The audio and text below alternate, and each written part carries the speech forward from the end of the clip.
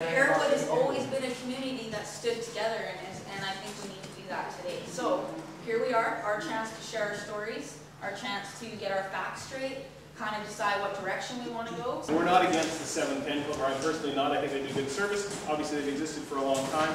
There may be some certain issues that we can discuss later, but I think first and foremost we have to decide that we don't want a social service agency in our community.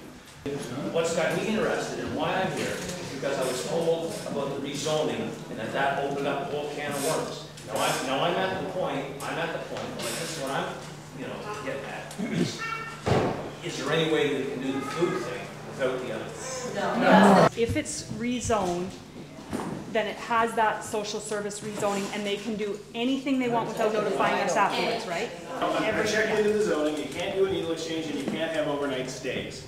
But it is the next tier up from, or down from that. Because I was told by John Horn that if they want to do needle exchanges provincial, and if it's already zoned as social services, provincial jurisdiction.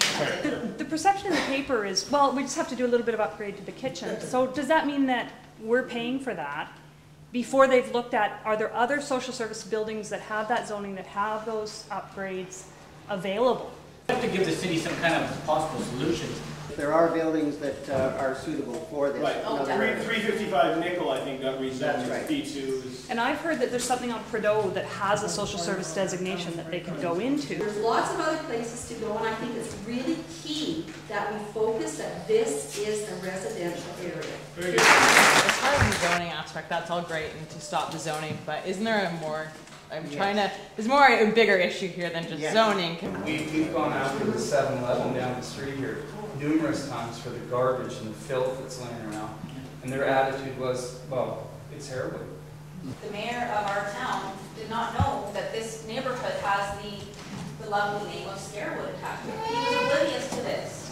Well, who here, raise your hand if you've heard that nickname before. This building, nobody's asked what's the rent on it. What will be the big? It'll be for cheap. Yes. It'll be for very cheap and affordable price for them to come in and rent the building and the space. While we're planning this approach and having solutions, please remember the children, because they're not the ones that can get out and get a job. And if their parents do or don't, they're still hungry. Maybe that is a solution, to drop it off. Then the kids aren't getting their food. The ones that really need it get their food. There's nobody congregating in areas that nobody wants people congregating in.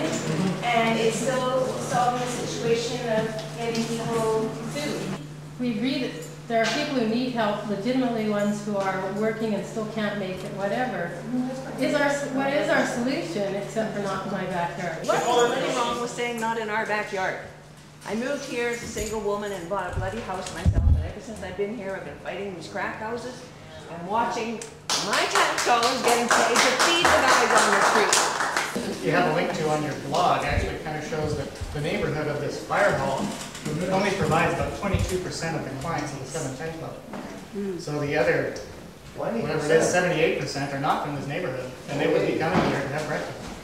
I called John yesterday and asked how many of those letters were sent out, because we live on Renfrew Street and we did not get a letter. I didn't get one, I lived in the store.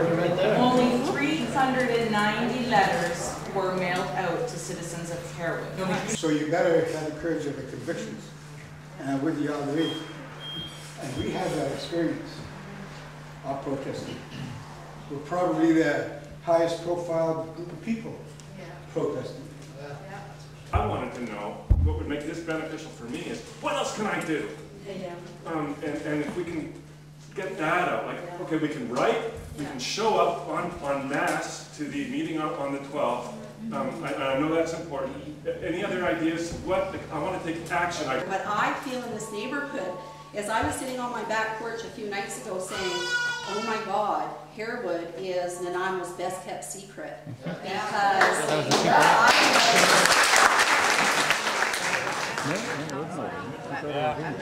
These clubs are going already. Letters and phone calls. Letters and phone calls. These clubs are going already. Letters and phone calls. Letters and phone calls. No, it's not. These clubs are going already. Letters and phone calls. Letters and phone calls.